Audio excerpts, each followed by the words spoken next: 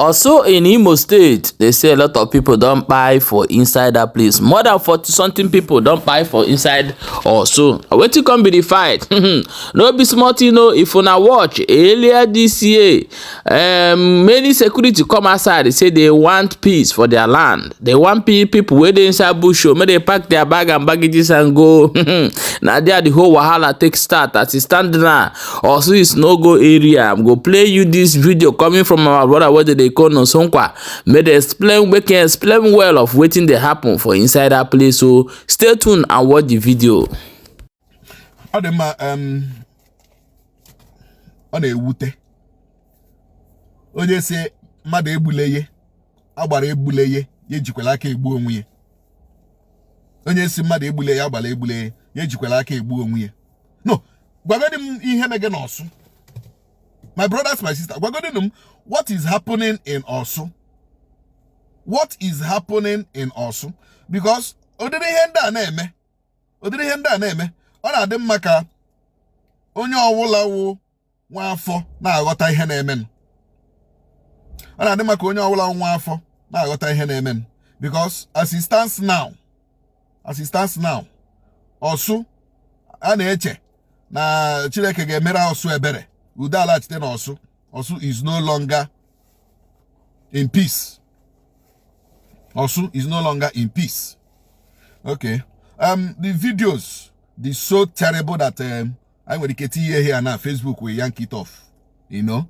But let's see whether I get in. I let my get in with that video. I get in na Kadafia na comment section, you know. For 3 days, from Sunday, Monday, Tuesday, Wednesday, I called somebody from Orsu. And now more than 40 persons. Always looking here, news 18.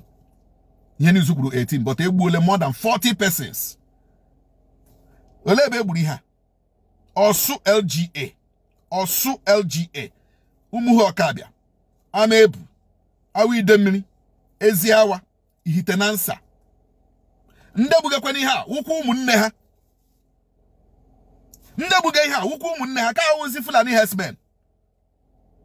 Nka wuzi ndugu. Ama mi na-aghọta.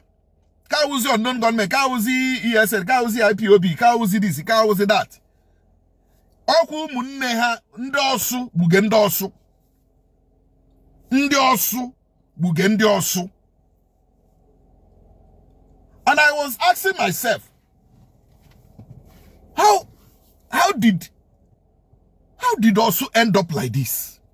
A once peaceful community, a once peaceful, quiet, serene community. Udonachi, ehonanya juru everywhere. If you go to Orsu back then, you gotta get outside on 10 p.m. Very peaceful community. What happened?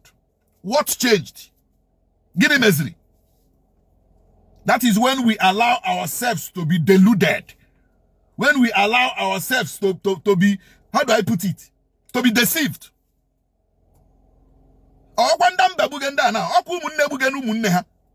She Christmas yo, she Lagos, she Abuja, she Kano, she Port Harcourt, she Owerela. Kahala Christmas na beha na Orsu, kahala Christmas na beha na Amebu, awi Demili, kahala na beha na Eziawa, kahala ni Ihitenansa. Umunne ha si na ha nọ n'ime ọhịa abịa n'abalị. Ebe ndị mmadụ nọ na-eme enjoy New Year. Were mma, were onye ike, mpewa ka epewa ga mmadụ, ọwụ dị na-agbaga egbe. Mpewa. If you see the pictures, you will cry. If you see pictures, you will cry. You know? Now, on one of them, let me play the voice first. Let me play the voice. And, okay. Nyawo Ozu Bebu Ozu na Baro.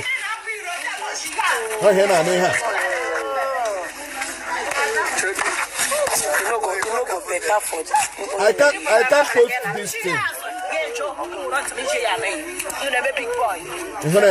Okay, this woman now said that nwa na ogwara nwa ya na abali ahụ ya apụla ya chi ya azụ ole ebe ọ na-aga n'abalị a n'obodo adịghị mma nwatakịrị ya emuvuo, you know. Now nwa ya so na ihe egburu okay, an old man. This is an old man. Amama, this man will roll about 80 something years or 90 something years.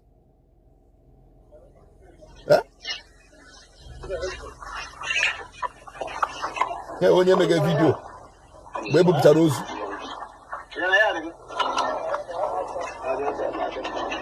Yeah, when you make a video, baby Pitaros in the mud.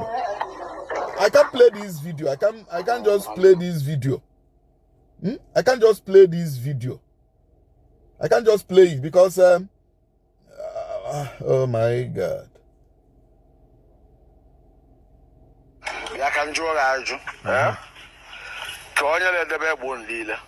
Ke one of onye ha jidere. Le debe egbo ndile. Ke egbe lole de la campona. Wara so ekusi okwu ke. Wara so 50. Egbe. Eke lole. Eke di aka. Eke di aka. Okay. Let me ask you one question. Mgbe onu ji egbu okwu anya ọnụ. Kedu onye wetara information onu ji egbu okwu anya ọnụ? Small India. Onye ebe. Onye ụmụaṅụm ilu St. Jude Gbaya Street. L'akụkụ be Kobo la charge phone. L'akụkụ nga ebe. Okay. Ke ebe ndị otu niile bi. Some be Ọhagbụ.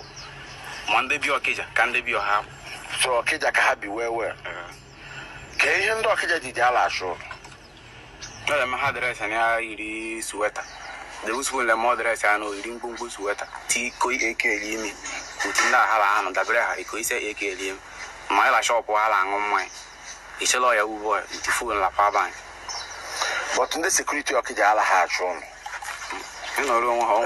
Ino ru nwo gila shop onwo nya hala.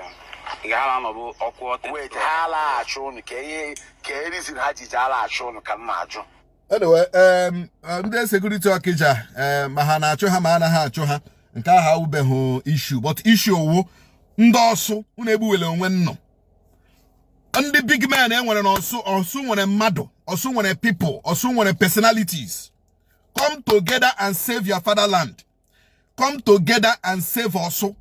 Come together and save Awi Idemmili, save Eziawa, save Ihitenansa, save Awi Idemmili. Save your people. Come together. Bani apa. Marono turu se wetu udo na Ọsụ ka udo chia. Ọsụ kwa gị nọrọ obodo oyibo si na ịbụ onye Ọsụ. After all, anụ obodo oyibo. Ọgbasarum. One day you will you want to come back. You will come back to nothing. Ọsọ gị nọrọ n'obodo oyibo fegharịwa n'enu. Si na ọgbasa go. Akpọkwa gị bitiri peace go. Akpọkwa gị bitiri ka amụrụ otu ude si abịa na bunu n'Ọsụ local government. Lakwa jee mara ihe unu ya eme. Onwekwe bunu ya akpọ meeting kpọọ meeting ka udo na-achị n'Ọsụ. Because the way, the radicalization of ndị youth ebe a, it is out of hand. It is out of hand. Gakwanụ mara ihe unu na-eme Ọsụ o. Ndị Ọsụ, gakwanụ mara ihe unu na-emebu unu. Nke abụrụzikwa ndị ugwu na-eme ọkwa oke ngwere ndị akọ oke ndị atara ngwere ndị akọ nda atara nda. Ọkwa ihe shi unu na-ahụ na-eshi ha o. Ihe na-eshikwe nkapụ ishishikwe ya ahụ o. Arọkwa m na arịrịọ ndị Ọsụ. Go home. Make peace in Ọsụ. Hụkwanụ n'udo chere n'Ọsụ. Anyị achọghị ịma onye mege ka o mege na onye akpọrọ na onye anyị achọghị ịma. All we need is peace in Ọsụ. May peace reign in Ọsụ, and may God have mercy upon us. Amen. People, no forget to see there for Pop Info News here where they bring you bunga news as it really happen. I beg I see the watcher and make sure they share so that people go get the information and know how it really happen for inside this also. My people, I beg go the beg I want beg everybody be say if we buy ourselves finish, the main people they come. who go come stand, come defend our land. Remember the people that have gone on to a station in this life, now this kind of thing. When you start fighting yourself, your enemy will enter and fight you. And that time, you know, if you defend yourself, because you don't know who is who. My people, I beg una make una try to resolve this whole thing with the happen for inside also.